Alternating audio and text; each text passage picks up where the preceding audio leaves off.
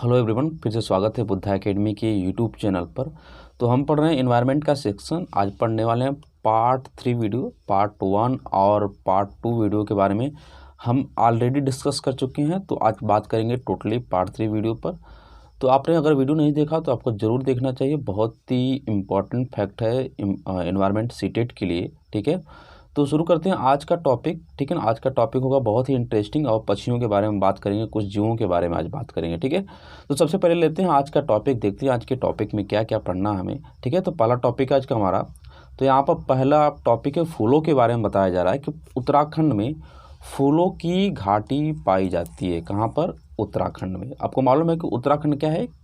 एक पर्वतीय एरिया है, एक पहाड़ी एरिया है। ठीक है, और एक बर्फीली एरिया भी है। ठीक है, तो वहाँ पर अलग अलग प्रकार के फूल पाए जाते हैं, जिसकी वजह से उत्तराखंड को क्या बोला जाता है? फूलों की घाटी बोला जाता है। आपको माइंड में ये सब बातें रखना बहुत ज़रूरी है एग्जाम के पॉइंट ऑफ व्यू से। ठीक है, तो आते हैं अगला पॉइंट पर। इसी तरह छोटे छोटे पॉइंट है, सभी पॉइंट को हम डिस्कस करेंगे। ठीक है, और इसमें कोई लॉजिकल चीज़ नहीं है कि जिसको बेसिकली जाकर समझाया जाए। बिल्कुल normally as a general awareness के लिए आपको इसको याद रखना पड़ेगा। ठीक है, यहाँ बताया जा रहा है कि जो फूल होता है गेंदा और जेनिया का, ठीक है ना, तो गेंदा जेनिया जैसे फूलों का प्रयोग कपड़ों के रंगने में किया जाता है। जैसे हम लोग कपड़ों को कलर दे देते हैं ना, जैसे ये मान लीजिए येलो पेन में पहना हूँ, इस कपड़े को कलर देना है, तो इसी तरह का कपड़ों को कलर देने के लिए जो है जेनिया का फूल है, और यहाँ पर गेंदा का फूल, जिसको हम बचपन में बहुत से इस फूल से तो हम लोग बहुत खेले हैं। ठीक है, तो ये गेंदा का फूल और जेनिया का फूल का जो प्रयोग किया जाता है कपड़ों को रंग देने के लिए प्रयोग किया जाता है। ठीक है, ये प्राकृतिक रंग देने के लिए प्रयोग किया जाता है। ऐसे आपको दिमाग में बात रखनी चाहिए। ठीक है, तो इसी तरह छोटे छोटे फैक्ट है, हम आगे बढ़ते रहते हैं। यहाँ देखिए कि यहाँ पर यूपी के बारे में बता रहे हैं। यूपी का एक ज़िला है जिसका नाम है कन्नौज। तो कन्नौज किसके लिए फेमस है? यहाँ पर देखिएगा, इत्र के लिए, गुलाब जल के लिए और केवड़ा बनाने के लिए क्या है? प्रसिद्ध है यूपी का कन्नौज जिला। ठीक है, तो कानपुर के बगल में जिला है, यूपी के कानपुर के बगल में जिला है कन्नौज। ठीक है, तो ये जिला जो फेमस है किस लिए? इत्र के लिए, गुलाब जल के लिए और केवड़े के लिए। ठीक है, और यहाँ पर देखिएगा एनसीईआरटी में कहानी है, उसी कहानी में एक गांव जिसका जिक्र है वेलवानिका गांव। ठीक है ना, वेलवानिका गांव। ये गांव कहाँ पर है? कर्नाटक में है।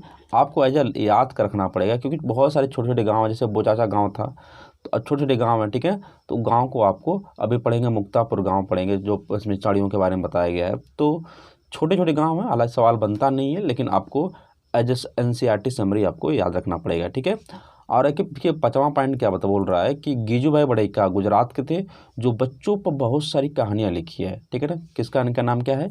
गिजूभाई बड़ैचा। अब देखिए कि बच्चों पर कहानियाँ लिखना, एक छोटी छोटी कहानी लिखना इतना आसान बात होती नहीं है। ठीक है, तो एज अ राइटर आप इनको याद रख सकते हैं, गिजूभाई बड़ैचा। ठीक है ना, इनका योगदान है बच्चों के कहानियाँ लिखने के क्षेत्र में, तो आपको इनको याद रखना चाहिए। चलिए अगला पॉइंट पढ़ते हैं।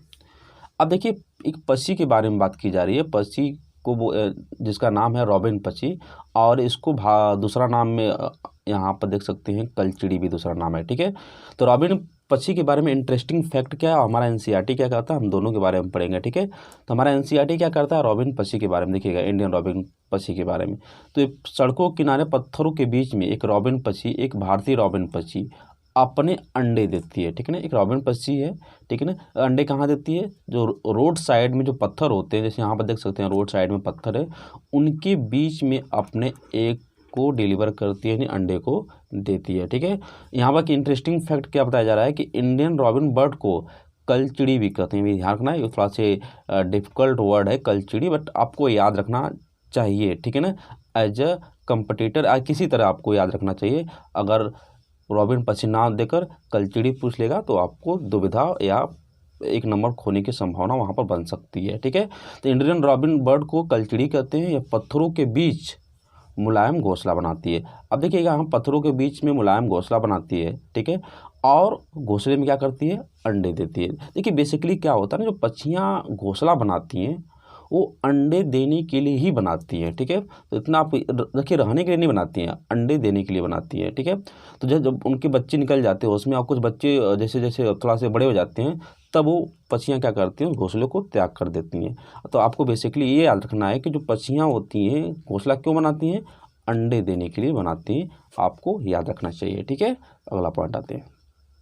आप देखिएगा हम बताया जा रहा है कि देखिए कुछ पक्षी होते हैं, हम लोग को देखिए हम लोग के दिमाग में क्या बैठा होता है कि जो पक्षी होते हैं उड़ते हैं, लेकिन कुछ ऐसे भी पक्षी होते हैं जो उड़ते नहीं हैं।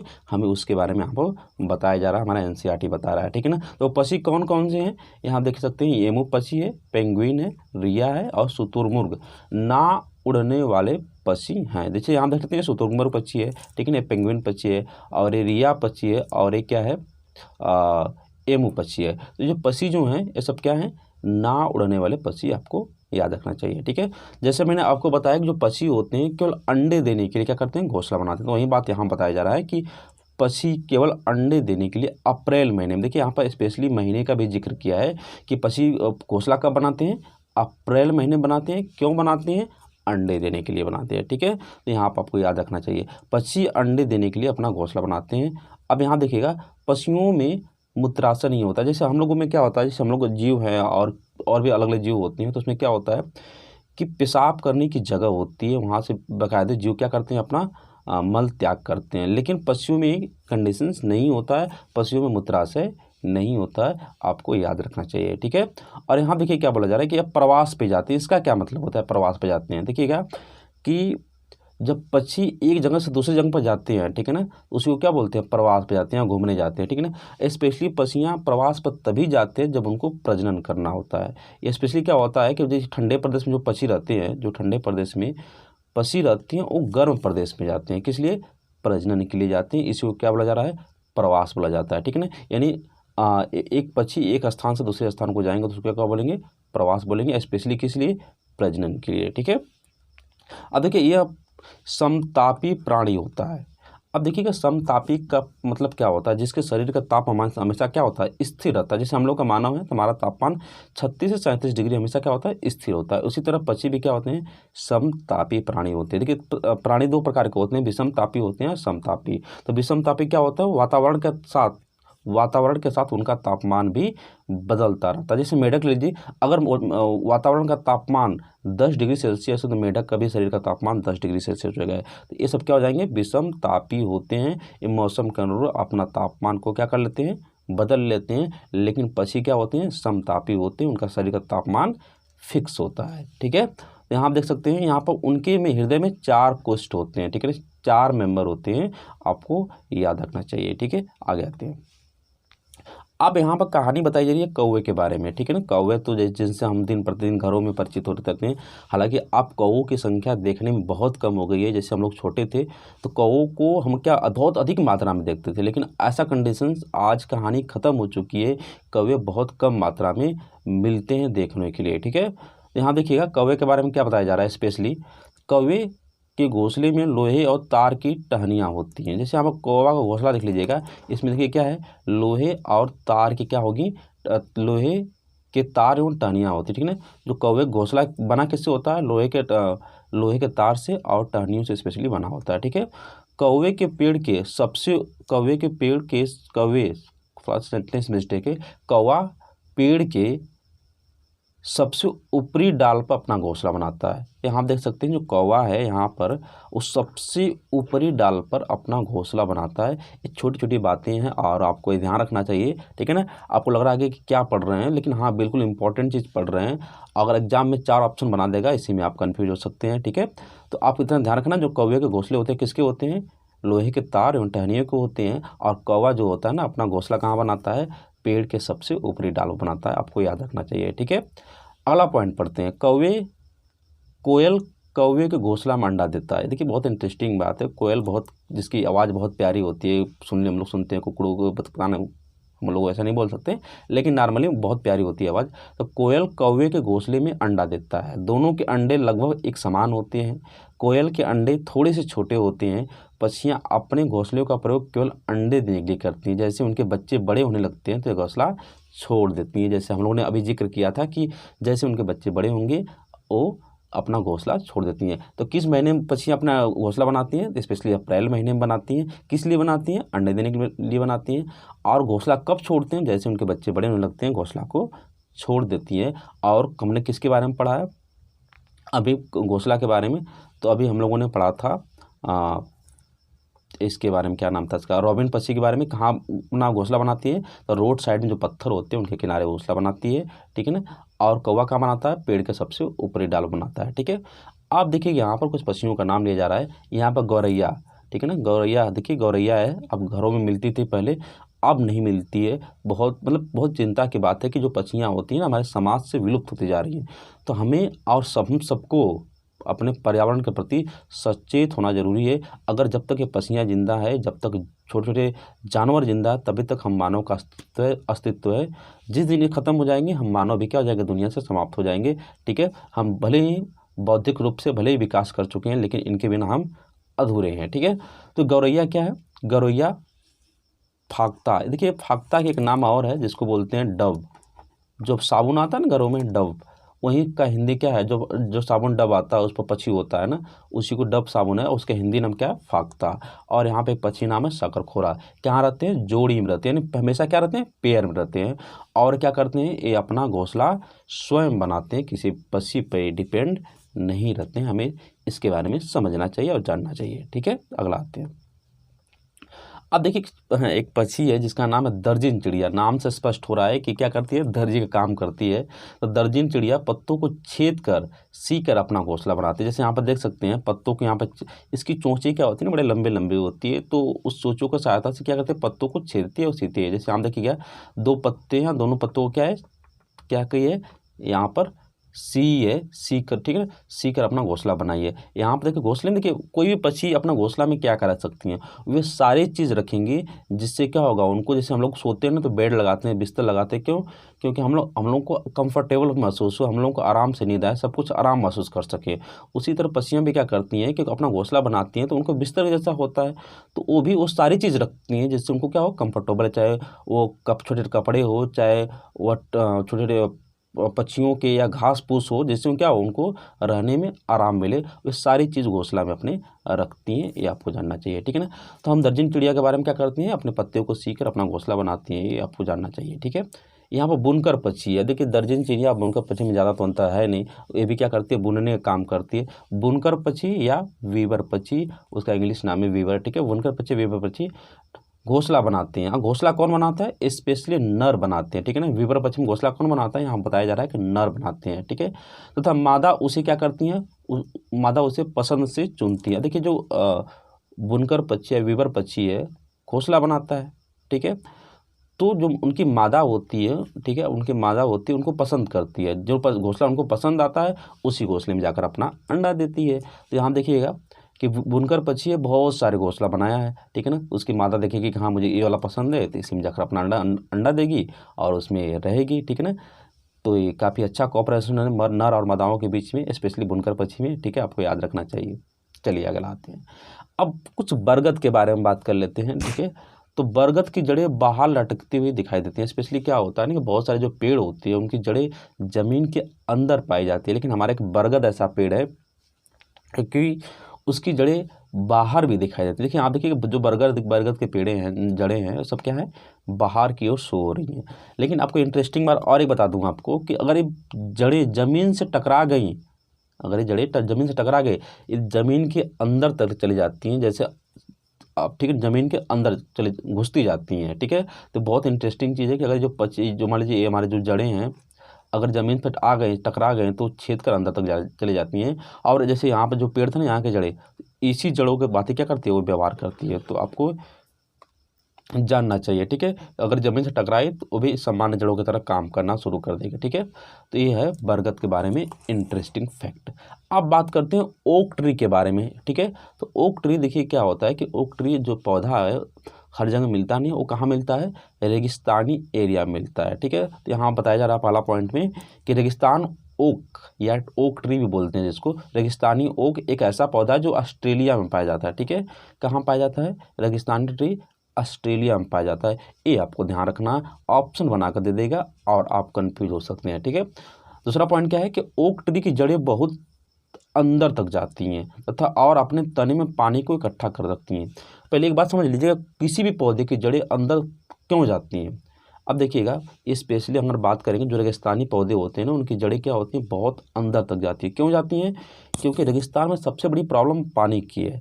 तो पेड़ पौधे क्या करते हैं कि पानी की तलाश में, ठीक है ना, उनकी जड़ों को क्या करते हैं, और गहरा करते जाते हैं। इसलिए इसी चक्कर में उनकी जड़ें क्या हो जाती हैं, गहरी हो जाती हैं। उनकी जड़ें पानी के खोज में अंदर जाती रहती हैं, इसलिए उनकी जड़ें क्या हो जाती हैं, गहरी हो जाती हैं। ठीक है, तो क्या करते हैं, देखिए सबसे इंटरेस्टिंग बात क्या है कि ओक ट्री की जड़ें ज़मीन के बहुत अंदर तक जाती हैं और अपने तने में पानी को इकट्ठा करके रखती हैं। देखिए क्या होता है ना कि बच्चे जो लोग जान जाते हैं कि अपने तने में इकट्ठा पानी करके रखे हैं, तो बहुत से लोग क्या करते हैं, पाइप लगाकर ऐसे उसको पीते भी हैं। पानी को, शुद्ध पानी होता है, कोई दिक्कत नहीं है। ठीक है, तो पानी को पीते हैं। ये आपको इंटरेस्टिंग फैक्ट है अबाउट ओक ट्री के बारे में आपको जानना चाहिए। ठीक है, आगे देखते हैं। ओक ट्री देखिएगा, सबसे इंटरेस्टिंग पॉइंट तो यहाँ पर आपको देखिएगा, ओक ट्री जितना बाहर होता है, जैसे मान लीजिए एक ओक ट्री है, ठीक है ना, एक ट्री यहाँ से यहाँ तक लंबाई इसकी, यहाँ से यहाँ से यहाँ तक है, जितना बाहर है उससे 30 गुना, उससे ध्यान रखिएगा, सबसे इंपॉर्टेंट फैक्ट है, उससे 30 गुना तक जड़ें ज़मीन के अंदर होती है। यानी जितना पेड़ ये बाहर दिख रहा है, उनकी जो इसकी जड़ है इस पेड़ की, इससे 30 गुना तक अंदर तक रहती है। बहुत इंटरेस्टिंग फैक्ट है, आपको याद रखने की ज़रूरत है इसके। ठीक है, आगे आते हैं। अब देखिए बिहू के बारे में बात करें। अब बिहू के बारे में एक त्यौहार होता है, ठीक है, बिहू एक त्यौहार होता है और ये असम में मनाया जाता है।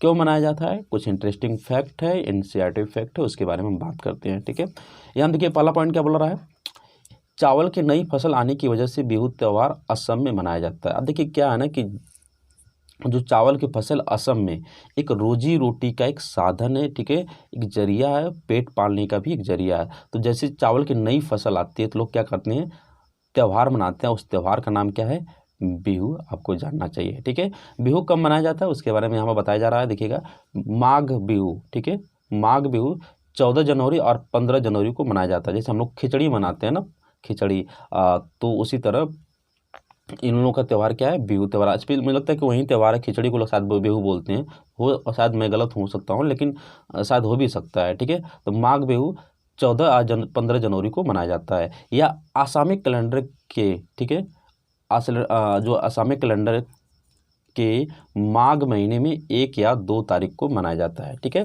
तो हम कह सकते हैं कि जो आसामी कैलेंडर में जो माघ महीना होता है 14-15 जनवरी से शुरू होता होगा, यानी इसी महीने से, जनवरी से शुरू होता होगा, 1 जनवरी या ठीक है, तो 14 या 15 जनवरी को क्या मनाया जाता है, माघ बिहू मनाया जाता है। आसामी कैलेंडर के अनुसार ठीक है, कैलेंडर के अनुसार माघ महीने के 1 या 2 तारीख को मनाया जाता है। ठीक है, अब माघ कौन सा महीना है, 10वां महीना है। आसामी कैलेंडर के अनुसार कौन माघ महीना है, 10वां महीना है, आपको जानना चाहिए। ठीक है, लोग बांसों से भेलाघर बनाते हैं, बाद में उसको जला देते हैं। जैसे हम लोग दशहरा में क्या करते हैं, रावण को बनाते हैं ना, रावण को बनाते हैं, फिर उसको जला देते हैं। उसी तरह लोग क्या करते हैं, आप देख सकते हैं भेलाघर बना रहे हैं, और भेलाघर बनाने के बाद क्या करते हैं, उसको जला देते हैं। तो ये आपको इंटरेस्टिंग फैक्ट याद रखना है। ठीक है ना, तो माघ बिहू कब मनाया जाता है, देखना, आपको ध्यान रखना है। ठीक है ना, इंग्लिश कैलेंडर के अनुसार 14 और 15 जनवरी को, और असमी कैलेंडर के अनुसार माघ महीने की 1 या 2 तारीख को मनाया जाता है। और जो माघ महीना है असमी कैलेंडर के अनुसार वो 10वां महीना है, आपको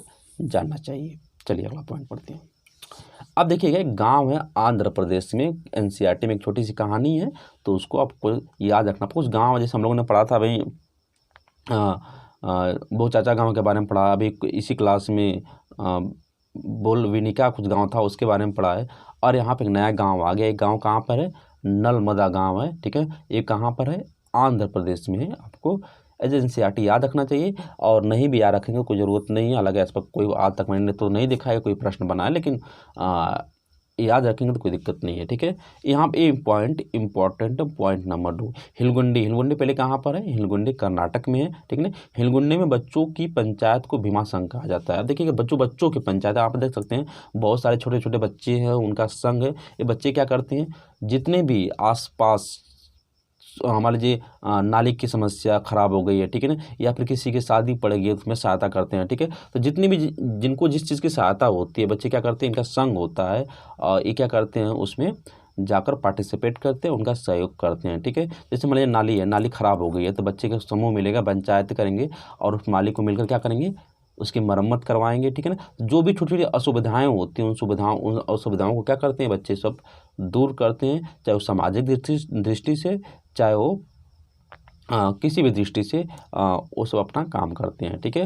ये हिलगुंडी में बच्चों की पंचायत को क्या बोलते हैं, भीमा संघ बोलते हैं। जैसे इस टाइम एक भीम आर्मी चलती है। भीम आर्मी क्या करती है, ये चंद्रशेखर रावण की भीम आर्मी है, तो वो करती है कि जितने भी उसमें से एक संघ होता है तो उसमें बहुत सारे लोग जुड़े होते हैं। तो मान लीजिए किसी परिवार को ज़रूरत पड़ेगी कि हाँ मेरे यहाँ लड़की की शादी है, कुछ लोगों को ज़रूरत है खाने खिलाने के लिए, पानी पिलाने के लिए, तो वो लोग वहाँ से आते हैं और शादी में क्या करते हैं, हेल्प करते हैं। उसी तरह का ये भी संघ है जिसको न बोला गया है भीमा संघ, ठीक है। आगे आते हैं हम। यहाँ देखिए मुक्तापुर गांव कहाँ पर है, आंध्र प्रदेश में। बहुत इंटरेस्टिंग फैक्ट है, इसके बारे में सवाल भी बना है और आपको जानना भी चाहिए, ठीक है। तो मुक्तापुर गांव आंध्र प्रदेश के पोचमपल्ली जिले में। देखिए आंध्र प्रदेश का एक जिला है जिसका नाम है पोचमपल्ली और वहाँ पर गाँव है जिसका नाम है मुक्तापुर, ठीक है। तो यहाँ पर पारंपरिक व्यवसाय कारपेट बुनाई है, ठीक है ना। यानी बुनकर वाला काम यहाँ पर लोग करते हैं, बुनाई वाला, कटाई बुनाई वाला काम करते हैं, ठीक है ना। जैसे देखना है खिलौने बनाना, इत्र बनाना इत्यादि का उत्पादन यहाँ पर काम करना है, ठीक है ना। यहाँ का पारंपरिक व्यवसाय क्या है, कारपेट बुनाई, खिलौने बनाना, इत्र इत्यादि का उत्पादन करना है, ठीक है। यहाँ पर 2 प्रकार की साड़ियाँ फेमस है, आपको स्पेशली जानना चाहिए। कौन कौन साड़ियाँ हैं देखिएगा। पोचमपल्ली साड़ी, देखिएगा ये पोचमपल्ली साड़ी है, ये कहाँ पर है, आंध्र प्रदेश के पोचमपल्ली जिले में भी है, ठीक है ना। तो पोचमपल्ली साड़ी के लिए प्रसिद्ध है, ठीक है। यहाँ पर पोचमपल्ली साड़ी के लिए प्रसिद्ध है। कौन प्रसिद्ध है, ये गांव जिसका नाम है मुक्तापुर गांव, ठीक है। यहाँ पर 2 प्रकार की साड़ियाँ मिलती है। पोचमपल्ली जिसका नाम ये देख सकते हैं पोचमपल्ली है, ये क्या है, कलमकारी साड़ियाँ, इसको बोलते हैं कलमकारी, और इसको क्या नाम है, पोचमपल्ली साड़ी। दोनों के बारे में इंटरेस्टिंग फैक्ट है, आपको याद रखना चाहिए, ठीक है। अगला पॉइंट पढ़ते हैं। अब देखिएगा एक स्नैपिंग कंट्री है जिसका नाम है यूएई, ठीक है ना। तो यूएई और उसके बारे में एक हमारे एनसीईआरटी में अबू धाबी के बारे में बताया गया है, ठीक है। तो अबू धाबी कहाँ है, सबसे पहले ये बात करते हैं, फिर अबू धाबी कहाँ है। तो अबू धाबी एक देश है जिसका नाम है यूएई, ठीक है, संयुक्त अरब अमीरात, ठीक है। उसका एक शहर है जिसका नाम है अबू धाबी। अबू धाबी की मुद्रा क्या है, ठीक है। अबू धाबी एक्चुअली यहाँ पर होना चाहिए। यूएई की मुद्रा क्या है, तो यूएई की मुद्रा क्या है, दिरहम है, ठीक है, दिरहम। और भाषा क्या है यहाँ की, अरबिक भाषा है, आपको जानना चाहिए। इसमें कोई समझाने वाली बात है नहीं कि समझाएं इसमें, ठीक है ना। अगला पॉइंट आते हैं। अबू धाबी में बहुत अधिक मात्रा में पेट्रोल पाया जाता है, इसी कारण यहाँ पर पेट्रोल पानी से भी ज़्यादा सस्ता है, ठीक है ना। बहुत इंटरेस्टिंग फैक्ट है, पानी से भी ज़्यादा सस्ता। लेकिन अगर पानी ही नहीं रहेगा तो पेट्रोल लेकर क्या करेंगे, ये अभी जाना आपको समझना ही चाहिए, उन लोगों को समझना चाहिए। कोई इंटरेस्टिंग फैक्ट नहीं है, लेकिन हम लोग के लिए तो इंटरेस्टिंग फैक्ट है ना, कि वहाँ पर पानी से भी ज़्यादा सस्ता क्या है, पेट्रोल है। तो भाई जाहिर सी बात है कि वहाँ पर पानी महंगा होगा, क्योंकि वहाँ पर पानी होता नहीं, वहाँ पर पेट्रोल ही निकलता है, ठीक है। यहाँ बात करते हैं, यहाँ पर रेगिस्तानी क्षेत्र होने की वजह से यहाँ पर खजूर पाए जाते हैं, ठीक है ना, ठीक है। यहाँ पर रेगिस्तानी क्षेत्र होने की वजह से यहाँ पर क्या मिलते हैं, खजूर। तो आपको ऐसा ऑप्शन बना सकता है कि यहाँ पर कौन से वृक्ष पाया जाता है, रेगिस्तान, ठीक है ना, इन अबू धाबी के रेगिस्तानों में, या तो क्या क्या क्या मिलता है, आपको याद रखना है, खजूर का वृक्ष यहाँ पर मिलता है अबू धाबी में अधिक मात्रा में, ठीक है, क्योंकि समुद्र किनारे भी, तो भी इंटरेस्टिंग पॉइंट तो मिलेगा ही। चलिए आगे बढ़ते हैं। कुछ चीज़ें जो अपने जगह के नाम से प्रसिद्ध है, जैसे अगर हम बात करते हैं ना आगरा का, तो आगरा का नाम जैसे ही लेते हैं तो पेठा याद आता है, ठीक है। उसी तरह कुछ जगह है अपने नाम की वजह से फेमस है। देखिए यहाँ पर जो साल है ना, साल, यहाँ पर कुल्लू मनाली यहाँ पर एक्चुअली हिमाचल में है। तो कुल्लू किस लिए फेमस है, कुल्लू है साल के लिए, जो हम लोग साल ओढ़ते हैं ना ऊपर, तो उसके लिए क्या है, फेमस है। अब मधुबनी के बारे में हम लोग पहले वीडियो में ही पढ़ा था। मधुबनी किस लिए फेमस है, वो अपने पेंटिंग के लिए पहला फेमस है। और आपको मालूम है ना कि वहाँ का लोक कला है, पुरानी लोक कला कहाँ की, बिहार की मधुबनी। असम किस लिए फेमस है, असम क्या है, सिल्क के लिए की फेमस है, रेशम के लिए फेमस है। और कश्मीर किस लिए फेमस है, वो कढ़ाई के लिए। और केरल तो जग जाहिर है किसके लिए फेमस है, वो मसाले के लिए फेमस है, ठीक है। अब अगला पॉइंट पढ़ते हैं। केरला के बारे में बात कर रहा है। केरला में क्या क्या चीज़ें हैं देखेंगे। केरला में बहुत सारे फल देख सकते हैं, जैसे नारियल का, केला, कटहल, पपीता, सुपारी इत्यादि, ठीक है ना। इन फलों को हम कहाँ देख सकते हैं, अगर हम जाते हैं केरला में, ठीक है ना। तो जैसे सवाल ऐसे बन सकता है कि अगर आप केरला में घूम रहे हैं तो आप किन किन वृक्षों को देख सकते हैं, तो इन्हीं में से ऑप्शन बना देगा और एक सवाल दे देगा, ठीक है। तो एनसीईआरटी है, समरी है, इसी से आपके सीटेट में सवाल बनते हैं, तो आपको जानना चाहिए, ठीक है। अगला पॉइंट क्या है, खजूर एक लौता वृक्ष है जो रेगिस्तान में वृद्धि करता है। अभी हम लोगों ने यहाँ पर पढ़ा था कि खजूर रेगिस्तानी क्षेत्र होने की वजह से वहाँ पर खजूर पाए जाते हैं। कहाँ पर? अबू धाबी में। उसी तरह यहाँ बात किया जा रहा है कि खजूर इकलौता वृक्ष जो रेगिस्तान में वृद्धि करता है। हालांकि इकलौता वृक्ष नहीं करना ठीक नहीं रहेगा, लेकिन इकलौता करना ठीक नहीं रहेगा, लेकिन हाँ उन वृक्षों में से एक है जो रेगिस्तानी में तेजी से वृद्धि कर सकता है। इसके बारे में हम तो कह ही सकते हैं। ठीक है, अगला पॉइंट पढ़ते हैं। केरला में विभिन्न प्रकार के मसाले पाए जाते हैं, जैसे तेजपत्ता, इलायची, काली मिर्च इत्यादि। हम लोग तो अभी तक जानते थे कि सभी का मिक्सिंग को ही हम क्या बोलते हैं? मसाला बोलते हैं। लेकिन जब से हमने एनसीईआरटी पढ़ा है तब से हम समझ गए कि हाँ तेजपत्ता भी अब एक अपने आप में एक मसाला है, इलायची भी अपने आप में एक मसाला है, काली मिर्च भी अपने आप में एक मसाला है। ठीक है ना, और सबको मिला देंगे तो गरम मसाला बन जाएगा। तो यहाँ पर बोला जा रहा है, क्या बोल रहा है? गरम मसाला बड़ी या छोटी इलायची, ठीक है ना, लौंग, जीरा, दालचीनी, काली मिर्च, सूखी अदरक से मिलकर बनी होती है क्या? गरम मसाला। बहुत इंटरेस्टिंग फैक्ट है, हम सबको इसको याद रखना चाहिए। ठीक है, तो आज के लिए वीडियो को एंड करते हैं। हालांकि इस पर कोई सवाल मैंने नहीं लिया है। क्वेश्चन नंबर जब पार्ट 4 पढ़ेंगे इसके बारे में, तो इसका भी सवाल और पार्ट 4 वाले वीडियो का भी सवाल एक साथ लेंगे। तब तक के लिए good luck, good bye, thank you so much. मिलते हैं अगले वीडियो में, और धन्यवाद हमारे वीडियो देखने के लिए। Good luck.